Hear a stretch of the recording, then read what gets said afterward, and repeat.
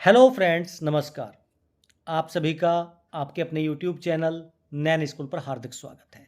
आज हम बात करने वाले हैं अभी-अभी श्रम मंत्रालय की वेबसाइट पर जारी हुए महंगाई के आंकड़ों के बारे में। 8 सीपीसी में कितना रहेगा आपका डीए-डीआर और जिस आधार पर आपका फिटमेंट फैक्टर होगा तैयार। मुबारक हो, डीए हुआ 58 पार। आखिर ऐसा क्यों और किस वजह से बताया जा रहा है, सारी बातें इस वीडियो में स्टेप बाय स्टेप आपको पता चलने वाली है। 8 सीपीसी में आपका फिटमेंट फैक्टर डिपेंड करेगा कि आपका डीए डीआर दिसंबर में कितना होता है। उसके बारे में भी चर्चा करेंगे क्योंकि 1 जनवरी 2026 से आपको 8वें वेतन आयोग का लाभ मिलेगा। चाहे आपको देरी हो तो उसका 1 साल का भी हो सकता है, 6 महीने का भी हो सकता है, आपको एरियर मिल जाएगा। पेंशन स्लिप में क्या आपको पेंशन कम मिली? देखिए, आज सुबह से ही पेंशन के मैसेज आने शुरू हो चुके थे कि पेंशनर्स ने बताया कि देखिए हमें सुबह से ही मैसेज मिल रहे हैं और पेंशन हमारे खाते में आ गई है। लेकिन कुछ पेंशनर्स ऐसे हैं जिनको पेंशन कम मिली है या उनकी पेंशन में कुछ कटौती है। कुछ पेंशनर्स ऐसे भी हो सकते हैं जिनको अभी तक पेंशन का मैसेज नहीं मिला है, लेकिन पेंशन उनके खाते में आ चुकी है। क्या आप में से कुछ पेंशनर अभी भी ऐसे बचे हैं जिनके खाते में स्पर्श से पेंशन नहीं आई है? तो वो यहाँ पर कमेंट करके ज़रूर बताएं कि हमें अभी तक पेंशन नहीं मिली है। और वो भी ज़रूर चेक करें कि क्या आपका लाइफ सर्टिफिकेट सबमिट हुआ था या नहीं हुआ था। ये सारी बातें जानेंगे अपने इस वीडियो में। अगर आप मेरे चैनल पर नए हैं, चैनल को सब्सक्राइब कर लीजिए। वीडियो पसंद आए तो लाइक और शेयर ज़रूर करें। देखिए, सबसे पहले अगर हम बात करें तो government of India ministry of labour and labour bureau की वेबसाइट पर 31 जुलाई 2025 की ये लेटेस्ट प्रेस रिलीज है जो आपके सामने है। Consumer price index for industrial workers June 2025, यानी जून 2025 के आंकड़े जारी कर दिए गए हैं कंज्यूमर प्राइस इंडेक्स के आधार पर। अब इसमें देखिए क्या बताया गया। इसमें इन्होंने बताया कि all India consumer price index for June 2025 increased by 1 point. जी हाँ, देखिए हर बार 0.2 0.3 पॉइंट की बढ़ोतरी हो रही थी, लेकिन इस बार जो बढ़ोतरी हुई है पूरे 1 पॉइंट की बढ़ोतरी हुई है और जो आपका 144 था वो अब बढ़ के 145 हो चुका है। अगर ईयर ऑन ईयर इन्फ्लेशन की बात करें, जून 2025 में रहा है 2.55%, जबकि जून 2024 में ये था 3.67%। ये आप ग्राफ देख सकते हैं। ग्राफ में देखिए महंगाई जो है उसमें काफ़ी गिरावट देखने को यहाँ पर मिल रही है और हम कह सकते हैं कि जो ये आंकड़ा आपके सामने है ये लगभग अपने निम्नतम स्तर पर है। जुलाई 2024 की मैं बात करूं तो उसके बाद में ये देखिए वापस वहीं की तरफ बढ़ रहा है। आगे चलते हैं। अब ये जो आंकड़े हैं ये किस चीज़ों की वजह से बदले हैं? फूड एंड बेवरेजेस आइटम जो मई 2025 में 146.9 था, यानी खाने पीने की चीज़ों में स्पेशली अच्छा खासा इजाफा देखने को मिला है 148.6। पान, सुपारी, तंबाकू, ये सब जो चीज़ें होती हैं 166.6 से बढ़कर 167.4। क्लोथिंग एंड फुटवियर की अगर बात की जाए, इसमें भी देखिए 151 से 152 हुआ है। हाउसिंग ये बिल्कुल अपरिवर्तित है, जैसे पहले था वही अभी है।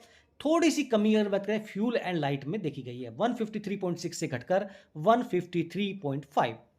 बात करें मिसलेनियस में भी, वहाँ भी थोड़ा सा इजाफा है। ओवरऑल जो इंडेक्स है आपका 144 पॉइंट से बढ़कर 145 हो चुका है।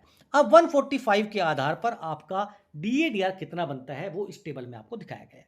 145 आपने इसमें डाला तो ये हो गया आपका 58.18, यानी आपको जुलाई से जो महंगाई भत्ता मिलेगा वो मिलेगा 58%। आपको अभी 55% मिल रहा है क्योंकि देखिए 55.99 हो गया था, आपको 56 मिल सकता था लेकिन आपको 55 मिला क्योंकि इसमें 0.01 की कमी उस टाइम रह गई थी दिसंबर 2024 के आंकड़ों के अनुसार। तो अब आपका 58% क्लियर हो चुका है, यानी आपको 58% डीए यहाँ पर मिलने वाला है। अब बात करेंगे जो जनवरी में, क्योंकि जो जनवरी वाला मिलेगा वो आपका टोटल दिसंबर 2025 के जो आंकड़े होंगे उनके हिसाब से मिलेगा और वो भी देखिए आपका लगभग 2 और 3 के बीच में कहीं ना कहीं रह सकता है। मैक्सिमम लेवल अगर मान के चलें तो 61% हो सकता है। उसमें सरकार जो है मर्ज करेगी फिर उसको आगे बढ़ाएगी, उसमें 2-3% कितना छोड़ती है वो उस टाइम पे देखा जाएगा। लेकिन अभी आपका जुलाई से मिलने वाला महंगाई भत्ता 58% क्रॉस हो चुका है, इसमें कोई भी दो राय नहीं है। अब बात करते हैं, जैसे मैंने बताया था कि सुबह से ही पेंशनर्स को मैसेज आने शुरू हो चुके थे, उनके खाते में पेंशन क्रेडिट हो चुकी थी और ये उन्होंने देखिए मैसेज भेज के बताया भी था। कुछ पेंशनर्स ऐसे थे जिन्होंने पेंशन स्लिप में देखिए कुछ चीज़ स्पेशल मेंशन कर रहा हूँ यहाँ पर मैं। ये पेंशनर हैं, इनका देखिए CAA है, 6750, जबकि इनको 8400 जो 38 रुपये हैं उसका एरियर भी मिल चुका था। हमने ग्रीवेंस डाली थी, ग्रीवेंस के बाद इनको एरियर भी मिल चुका था। इनका पीपीओ भी जनरेट हो चुका था, देखिए यहाँ पर 8438 का। अब स्पर्श अपनी मर्जी से ही फिर 6750 का न्यू वैल्यू बना के एक नया पीपीओ जनरेट कर दिया और वापस 8438 से इनका 6750 कर दिया। फिर ग्रीवेंस डाली हमने तो बताया कि देखिए आपका प्रोग्रेस में है और आपको 8438 ही मिलेगा। इस टाइप की चीज़ें देखिए स्पर्श अपनी मर्जी से कर ले रहा है, जो पूरी तरह से कह सकते हैं गलत है। इसको आप टेक्निकल फेलियर नहीं बोल सकते हैं, इसको पूरा स्पर्श सिस्टम का फेलियर बोल सकते हैं। आपकी इसके विषय में क्या राय है, आप भी ये सारी बातें कमेंट करके जरूर बताएं। अब इंपॉर्टेंट मुद्दा क्या है, कुछ पेंशनर्स ऐसे हैं जिन्होंने ये बताया कि देखिए उनका पेंशन उनके खाते में क्रेडिट हो चुका है, लेकिन उनको जो पेंशन मिला है उसमें कुछ कमी है। यानी पहले से जो लास्ट मंथ आई थी उनकी सैलरी में, जब पेंशन में इस बार कुछ कम पैसा आया है, तो चेक करना है पे स्लिप में, पेंशन स्लिप में कि भैया कहाँ ये गड़बड़ देखने को मिली है। उसके बाद में कुछ पेंशनर्स ऐसे थे जिन्होंने ये पॉइंट दर्ज कराया कि देखिए उनके खाते में पैसा तो आ गया है लेकिन मैसेज नहीं हुआ है। तो आप परेशान न हो, अपना अकाउंट बैलेंस चेक करें और आपका अगर पैसा आ चुका है तो मैसेज देखिए कभी कभी इधर उधर हो जाता है, उसमें डरने चिंता करने की कोई ज़रूरत नहीं है। लेकिन सबसे बड़ी बात, कुछ पेंशनर्स ऐसे हैं जिनको पेंशन ना ही मिली है ना ही मैसेज आया है। उसमें सबसे बड़ा रीज़न हो सकता है आपका लाइफ सर्टिफिकेट। हम लगातार आपके सामने ये सारी चीज़ें बराबर उठाते रहे हैं और उसके पीछे का मकसद यही है कि आप देखिए अपने लाइफ सर्टिफिकेट के बारे में सजग रहें। क्योंकि अगर आपने लाइफ सर्टिफिकेट जमा करना था लास्ट मंथ और आपने जून में सबमिट नहीं किया तो जुलाई की पेंशन नहीं आएगी, ये आप देखिए समझ के चलें। आप अभी भी चेक करें कि आपकी पेंशन स्लिप में लिखा हुआ होता है कि जैसे देखिए ये पेंशन स्लिप है, इसमें नीचे लिखा हुआ है नेक्स्ट आइडेंटिफिकेशन ड्यू डेट 31 जनवरी 2026।